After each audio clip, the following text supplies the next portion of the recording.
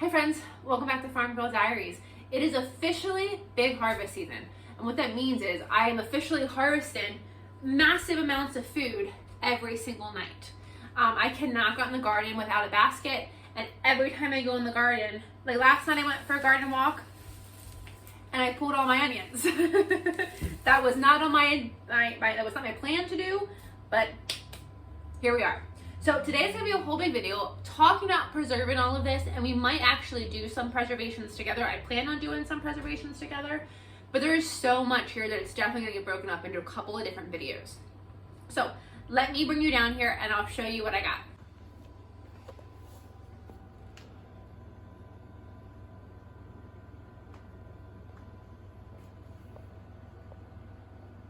So I got a lot of goodies, and I'm harvesting. I have a couple more cabbages out there, but I have more beets. My peppers are just starting to come in. I have one little lonely carrot, and then I did forget, I do have some broccoli. We're going to be talking about the broccoli here in a second. But this is a lot of food, so let me tell you what we're going to be doing. First up is my jalapenos. So far I only have 5 decent sized jalapenos. These, I'm really hoping this weekend to turn into jalapeno poppers. I'm really craving some jalapeno poppers. So I'm hoping to whip these up this weekend into some jalapeno poppers. But normally what I do with these is I freeze them for future use. So these small peppers, you can freeze whole just like this. You can either put them directly in the freezer bag and pull them out, and whenever you need a jalapeno, use them that way. Or sometimes I like to dice them up and then I can add them into soups, or into, I make what I call pepper packets. I put them in there, but small peppers freeze really, really well. So these ones right now are gonna become jalapeno poppers. So I'm excited about that. So these guys are just gonna go right back in the fridge. Next, I have a ton of banana peppers. So I do something called my pepper packets, and I'll show you, let me show you. These are pepper packets from last year. So you can see, it's hard to tell because there is ice. But this is okra, orange yummy peppers, jalapenos, banana peppers, onion, and then some greens like onion greens, garlic greens, etc. These are one of my favorite things to put away. So this is all the peppers I grew last summer. I did 30 packets, and I was conservative with the 30 packets. I think it was actually 32 packets. And I was conservative with it. It lasts, I still have a few left. I probably have like 8 or 9 left. But I don't want to be that conservative again this year. Ideally, so my favorite way to use these pepper packets is I make a ramen. So whenever I make any sort of meat dish, I have pork loin, pork chops, anything like that. I love to take the leftover meat, take a box of ramen or take a packet of ramen, do the pepper packet, the ramen packet, and then I do my own spices. Sometimes I add cowboy candy, I add soy sauce, I add my sweet chili sauce, I add sriracha, and I make this just really spicy soup. And what I love about it is it's a 20-minute soup. It takes less than 20 minutes to make. It's super hearty. It's nice. I like it nice and spicy, and it's delicious. So it's a great winter dish that takes you no time at all to cook. Secondly, these pepper packets, I think I talk about them a lot because they're one of my favorite things, is peppers defrost really, really well. So I love to just have a side of peppers, saute them in a skillet, some spices, and that's my side. And so I love doing that in the summertime, but I really want to make sure I can do that in the wintertime as well. Again, it just makes a nice healthy side. You're not having to buy vegetables from the store. So I do 1,000%. I'm gonna put many more of these back up for this next year. So what I started doing is, to make my life easier, I've already started washing them and cutting them, and I've just sliced them into, you know, you can't really see, I just sliced them into, you know, nice chunks. And I'm going to just be filling a bag of these up. So I'm gonna get started. I'm gonna do the peppers first. I'm gonna get them washed and sliced. My plan is to have 2-gallon bags of each thing. 2-gallon bags of the pepper packets, the okra, and the orange yummies. The jalapenos, I don't need as many of them, so I'm not too worried with jalapenos. But, so the first thing we're going to do is get these peppers washed and sliced and added to our bag. All of my peppers are chopped, so I got a 1/2-gallon bag, put them in the freezer, and I'm just going to keep adding peppers to it as I pick them. Another thing I really like to do with my peppers is when I preserve them is to make a pickled banana pepper. They are delicious. So I'm definitely going to be doing that at the end of the season. I'll get a last final big harvest of banana peppers and I'll pickle them to make my pickled banana rings. Okay, the next thing we'll talk about, we're going to get this started now. So it's actually in the oven while I'm working on other things. So we're kind of making the best use of our time. Is I have a whole bunch of broccoli here. So with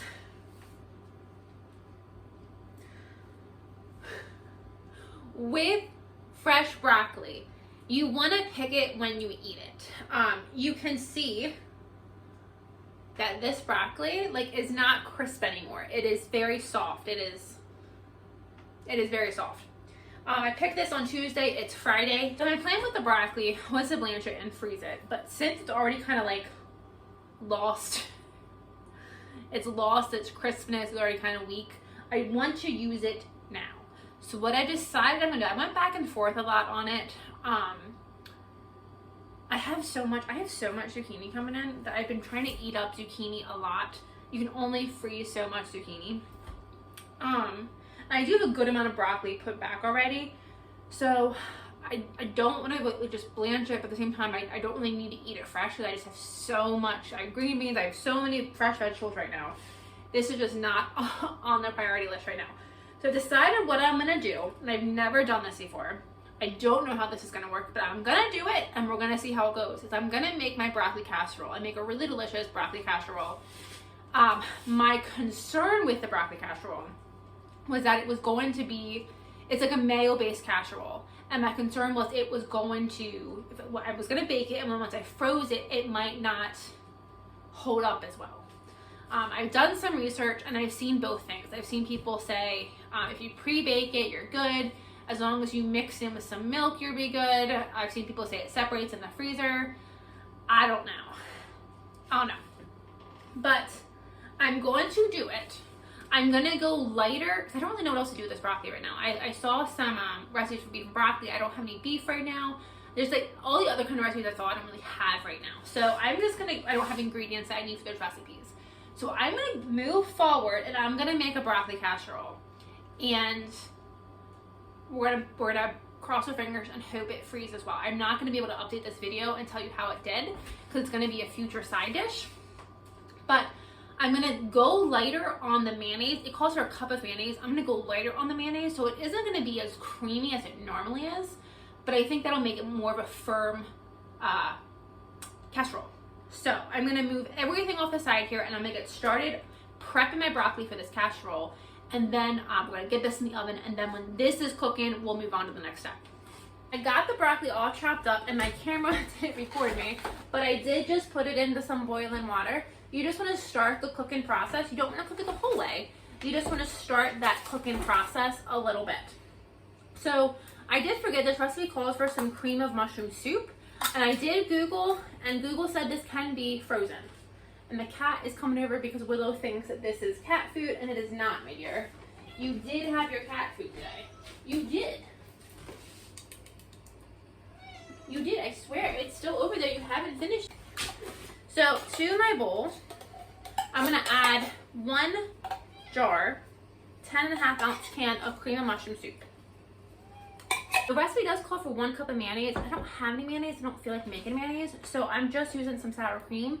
And because I'm planning on freezing it, I did cut the sour cream down to probably about 1/2 cup of sour cream. So it's not going to be as creamy as it normally is. And then next I'm adding eggs. Eggs are going to be the binder. So I just want to add 3 eggs to this, and then I'm going to add some salt and get this all mixed up. This is one of my favorite recipes for Thanksgiving. I love to have Thanksgiving and Christmas have this broccoli casserole. I just think it's such a fun way to eat broccoli. I love it. I think I'm the only person in my family that loves it as much as I do. No one else is really like, oh, I need broccoli casserole. But I love it. So I did pick 1 carrot from the garden the other day just to see if they were ready yet. And they weren't, because it was only this big. But just to use him up, I'm going to go ahead. I'm just going to grate him in here. And he'll just add some nice flavor. But I'm only doing this because I actually have a carrot. Then the last ingredient before I add the broccoli is going to be some cheddar cheese. Because you can't have a casserole without cheese, right? So I'm just going to go ahead and grate some cheddar cheese into this. Now, I'm a girl who loves my freezer meals, but I will admit I'm not normally into the freezer sides. But I do think this will be nice when I want to have a dinner. I have a side ready to go, hopefully. Hopefully ready to go, and it's going to be delicious. So, let me get you out of here. Oh my god. So now I'm going to strain my broccoli out of the water. I just started cooking it a little bit. I'm just going to add it to my casserole. Get as much water out as I can.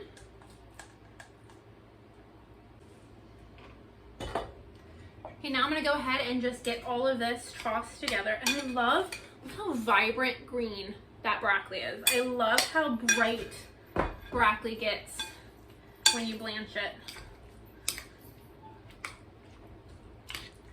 So when you get all of this combined, at this point you can decide if you want it to be creamier and add more cream, add more mayonnaise, or if you want it to be more on the like a thicker side, add more broccoli. As you can see, I didn't measure any of this. I just kind of went with it. So my hope was to not have it be super creamy, and that has failed. It is creamy. But it is going to be delicious.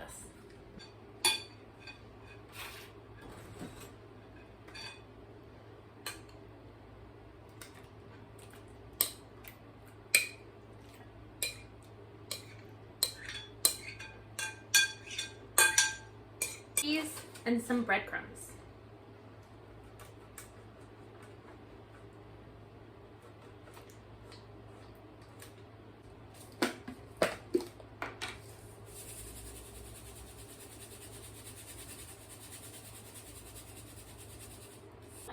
We bake it for an hour or until set. So the next thing we're going to be doing, the broccoli hash was in the oven. I am standing in a very hot spot. For having a small kitchen and having this oven going, it is not fun. We're in the middle of a heat wave, which is actually not too bad for us as compared to the rest of the country and United Kingdom right now. It is in July. It's like July 22nd, I think. And right now London and I think all of Europe is having a massive heat wave that they're not used to. And I think the majority of this country is having a pretty good heat wave. And we are too. We're in the high 90s. But that's actually not super uncommon for us. The 2 weeks in July, like right where we are right now, we normally have a significant heat wave, and it's not as bad as it normally has been, so I can't complain. However, with that said, it is still super hot outside. I have the oven going, which I'm not a fan of. But I digress. So next thing I'm going to be doing is going to be working with our cabbage. So my favorite way to use up cabbage, I do two different things. I make sauerkraut and I make pickled coleslaw. So I'm not running low on sauerkraut, but I do want to get some sauerkraut made. And I still have some more cabbage out in the garden that I can make my pickled coleslaw with later. Sauerkraut is it's a fermented food. So we're going to make it and we're going to sit it on the counter for about 2 to 3 weeks. But it is so delicious. I love sauerkraut. We have a tradition every New Year's. For your New Year's meal, it has to be pork, sauerkraut, and mashed potatoes. It's just supposed to bring in good luck. I know the rest of the country think it's black-eyed peas. We do pork and sauerkraut and mashed potatoes. So last year was my first year serving my sauerkraut at New Year's. So excited. So I definitely want to make sure I have enough sauerkraut for this New Year's. So sauerkraut is something that is incredibly good for you. It's a fermented food, so it's one of those things that's so good for your gut health. It has so many probiotics in it. It just has so much good bacteria. It's so good for you. What they used to do in older times, older generations, is you'd actually make some sauerkraut and you would stick this whole thing in a root cellar or in a fridge and just cover it, and it would continue to ferment. And you were supposed to go down once a day and take like a spoonful, have like a spoonful of sauerkraut, and it was just supposed to be really good for you. But you keep this in a fridge or in like a root cellar, and you don't have to can it, and it'll keep it for months and months and months. For me, I don't have a root cellar, and I don't have enough fridge space to leave this sauerkraut in the fridge. So unfortunately for me, when I make sauerkraut, I can my sauerkraut. You can it. The massive downside of canning it is a lot of people eat sauerkraut because it's so good for you. It just adds so much good bacteria to you, like all fermented foods do. And by canning it, you're actually getting rid of that, a lot of that nutritional value. So my sauerkraut that I can is no longer the stuff that's going to make your gut health happy, but it makes my heart happy. It makes my belly happy. But it does not have that, it doesn't have nutritional value anymore. You do lose a lot of it when you can it. So for sauerkraut, I have made sauerkraut 3 other times. The first time was successful, third time was successful, second time was not. And I realized I like to eyeball things. And with sauerkraut, you don't eyeball. You need to know how much cabbage you have to how much salt you need. So I weighed both heads of my cabbage, and they're just, this one was 2.5, this one's like 3, just under 3.5. So they're just around 5.5 pounds. So why that's important is because you add salt per pound. So you want to make sure you add enough salt, because what happens is if you add too much or too little, your sauerkraut won't work the way it's supposed to. The second time, I don't know if I added too much or too little salt. I don't know which way I fell, but my sauerkraut got slimy. And I did try to save it. I tried washing it. I ended up freezing it instead of canning it. And you know what? I ended up tossing it. I was like, I don't know what I did wrong. It didn't taste bad, but it was slimy. So I don't want that. But I did do it the first time and the third time. I did it successfully. So we're going to do it again, and we've measured, and we're going to go by the actual scale now. We're going to measure the salt. So I have a sauerkraut crock. This is just a big crock I got at a Amish food store. And then I have some weights. I have some weights. So what I do is I just put the sauerkraut in the pot, put the weights on top, and I make sure it's covered with water. If you don't have a crock, the first time I made it, I did make it in some quart jars. So I shredded a cabbage, I put it in some quart jars, salted it, weighed it down. I found I think I found a plastic cup that fit in the top of the quart jar and filled it with water and weighed it down. And because you want to keep the cabbage underneath the water level. And that actually works really, really well. So you don't need to have a big crock to do sauerkraut.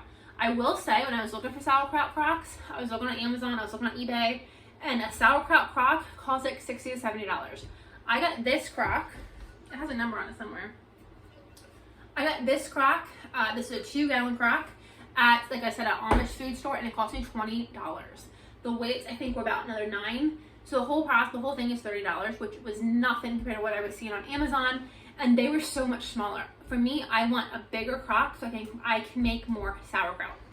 So we're gonna start by getting these cabbages all shredded. So I got all of the cabbage shredded, and boy, did I make a mess. I started using the food processor, and it was doing too fine of a shred, so I ended up just chopping it by hand, and I still have some big ones, but I'm just gonna tear them up. When we ferment this, it will kind of shrink, it'll shrivel up, so it won't be as big of a piece. So I wanted to make sure I didn't get it too small. So I just have my big crock, and what I'm going to do is you want 1.5 to 2 tablespoons per pound, depending on your level of saltiness. So I have about 5.5 pounds, so I'm just going to start adding some salt.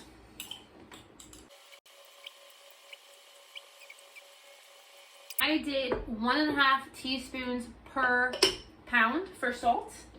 So I added quite a bit of salt, and now I want to go in here, and you want to get it all stirred up. If I had a big bowl, I could put it in a big bowl, but my kitchen is already dirty enough, and I started with a clean kitchen, so I didn't really want to dirty any more dishes. I didn't have to. I'm gonna try to keep as much as we can in the bowl, so we can get it in the. I was gonna vacuum before I started cooking, and my cat was sleeping, so I decided not to. I'm like, you know what? I'll just wait.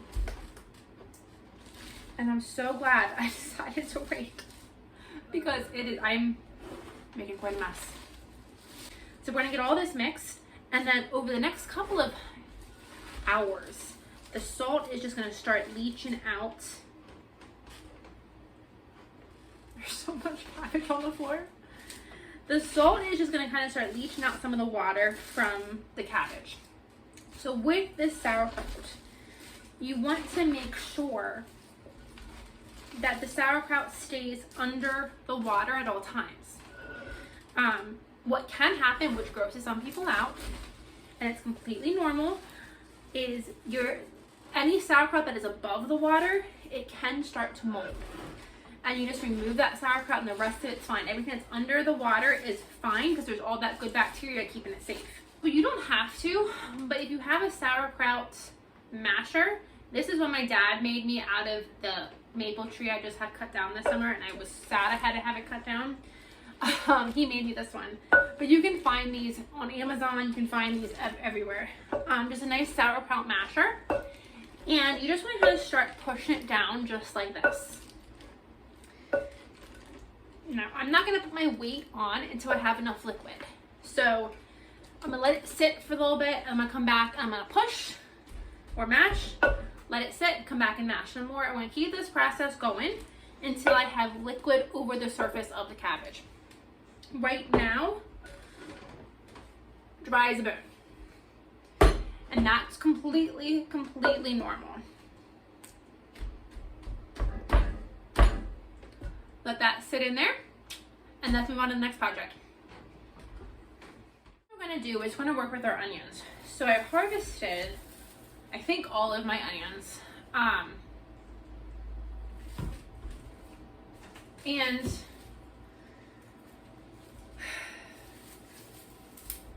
I don't know. So I paid more for these onions than I got. I didn't even break even. When I harvested my potatoes, I at least broke even. I definitely didn't break even with these onions, but last year my onions all rotted in the ground. At least they didn't rot in the ground this year. And I do have a harvest and I have something to do. I have things to do.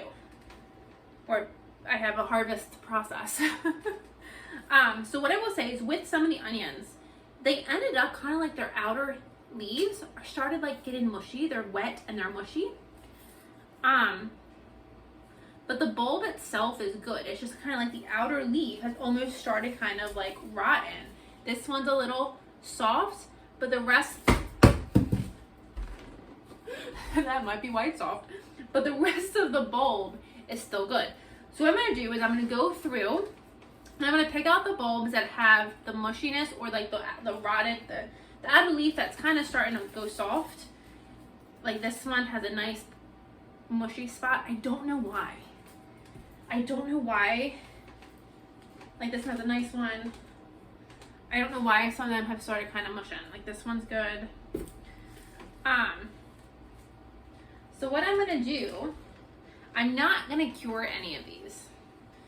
Seems the smaller ones are good. The ones that got big almost started rotting, but they're not as big as they should have been. So I don't understand. If anyone has any idea why these are going soft, like almost every single one. I feel like I'm trying to separate them.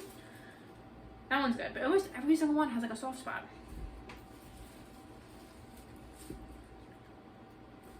That whole one is actually. This is the whole one that's not all of it's firmly soft, but a large enough of it is that I'm just tossing it.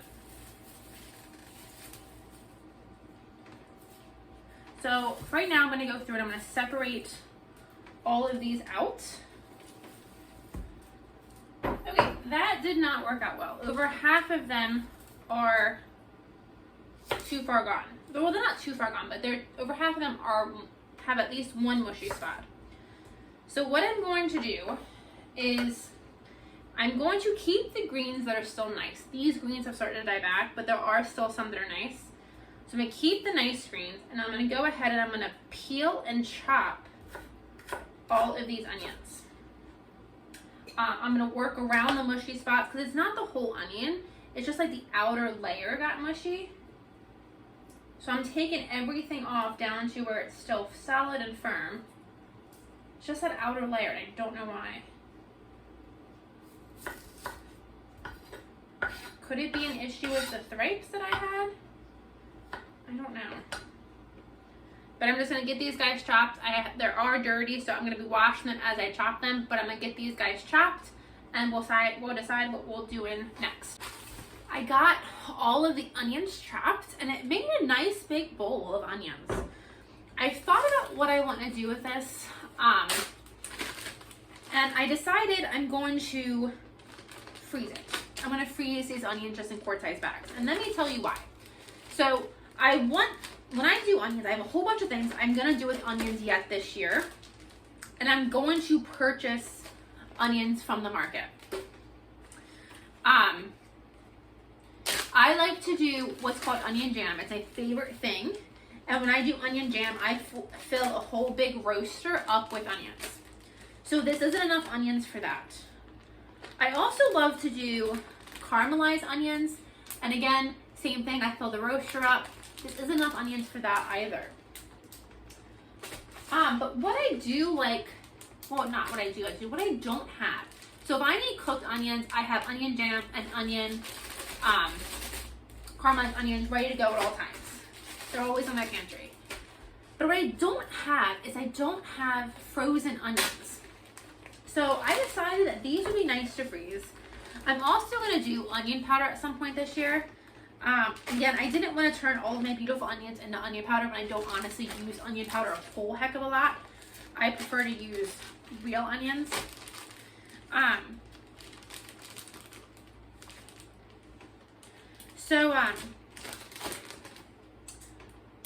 I decided to freeze them, and this way I have onions all the time. So if I'm doing something like a soup, a stew, a pot roast, where you don't need to have a raw, crisp onion, these will work out well. So if I'm making chicken noodle soup, I can pull from a bag of these onions before I have to pull.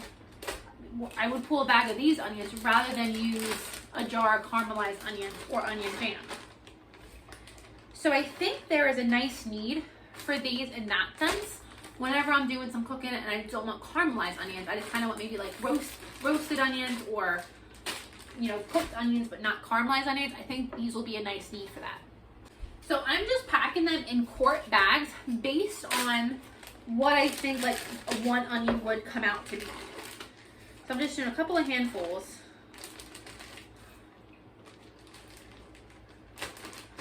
And so like that's basically all I'm putting in there. And then if I want it, whatever I want to make, I can just grab these and pour it into whatever I'm making.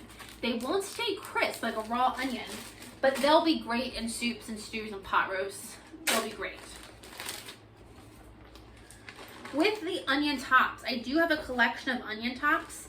I'm going to wash them. I just pulled the nice green ones, and I'll show you in a second. I just pulled the nice green ones. I'm going to wash them. This one's going to be a little fuller. And for now, I'm just going to put them in my dehydrator. No, I'm going to put them in my freezer. You can do a couple of different things with your green onion tops. I love them for my pepper packets. I added my pepper packets. It gives great flavor. At the very least, when you make broth, you can add them to broth, and I do that sometimes. But let me show you what I got.